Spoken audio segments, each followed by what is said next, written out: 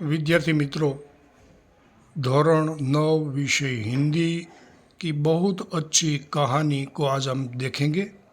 इस कहानी का नाम है जैसी करनी वैसी भरनी। जैसा करोगे वैसा पाओगे, ये काल चक्र का नियम है।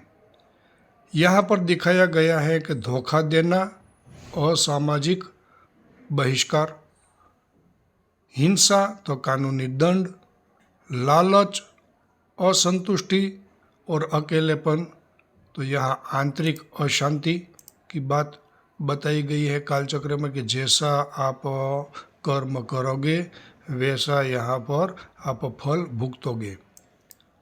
तो कहानी का नाम है जैसी करनी वैसी भरनी, जैसा करोगे वैसा पाओगे। बहुत रोचक और अच्छी कहानी है। रात का सन्नाटा। एक रात 4 चोरों ने मिलकर एक समृद्ध सेठ के घर में बड़ी चोरी को अंजाम दिया। उन्हें अपार धन और स्वर्ण मुद्राएं प्राप्त हुई। धन का बंटवारा करने के लिए वे शहर से दूर एक घने जंगल में चले गए ताकि कोई उन्हें पकड़ न सके। यहाँ पर यह चित्र में दिखाया गया है कि यहाँ चोरी को अंजाम देते हुए 4 चोर चोरी का माल लेकर घने जंगल में वे चले गए। चोरों ने बहुत जोर की भूख लगी थी। सुबह ही होने वाली थी। उनमें से 2 चोर मिठाई खरीदने के लिए शहर की ओर रवाना हुए।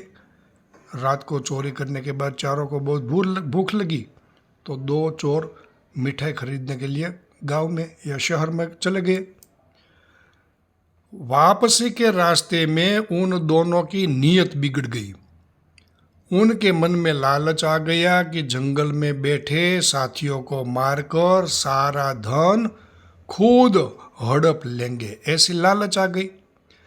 इस खूनी इरादे के साथ उन्होंने कुछ मिठाई खाई और बाकी बची हुई मिठाई में जहर मिला दिया कि चलो हम पहले खा लेते हैं और बाद में जहर मिलाकर जंगल में बैठे हुए 2 चोर को ये जहर वाली मिठाई खिलाकर उसके मार डालेंगे और सारा धन हम दोनों बांट लेंगे। ऐसा खूनी इरादा उनके दिमाग में आया। इधर जंगल में बैठे दोनों चोरों के मन में भी ऐसा ही बुरा विचार आया। उन्होंने शहर गए अपने साथियों को मार डालने की तरकीब सोची। जैसे ही वे मिठाई लेकर आए, उन्हें हाथ मुंह धुलाने के बहाने कुएं पर ले गए और मौका पाकर दोनों को कुएं में धकेल दिया। वे डूबकर मर गए। ये दोनों ने मिठाई लेकर आए हुए 2 मित्रों को कुएं में धकेलकर मार डाला। इसके बाद दोनों चोर ने पेट भरकर मिठाई खाई। थोड़ी ही देर में मिठाई का जहर उनके सारे शरीर में फैल गया। देखते ही देखते उन दोनों के भी प्राण निकल गए। पहले तो दोनों को ये कुएं में डाल दिया, बाद में जो जहर वाली मिठाई थी उन्हें पता नहीं था, उन दोनों ने भी जहर वाली मिठाई खा ली। दोनों का भी मृत्यु हो गया। तो बुरे कर्म मृत्यु, यहाँ तराजू दिखाया गया है। इसका मतलब है कि जैसी करनी वैसी भरनी। बुरे काम का परिणाम बुरा ही होता है।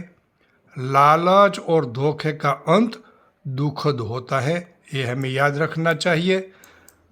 आगे सीख, इस कहानी की हमें सीख मिलती है कि धोखे से मिला हुआ धन आखिरकार हमें पतन की ओर ले जाता है। जो जैसा करता है उसे वैसा ही फल मिलता है।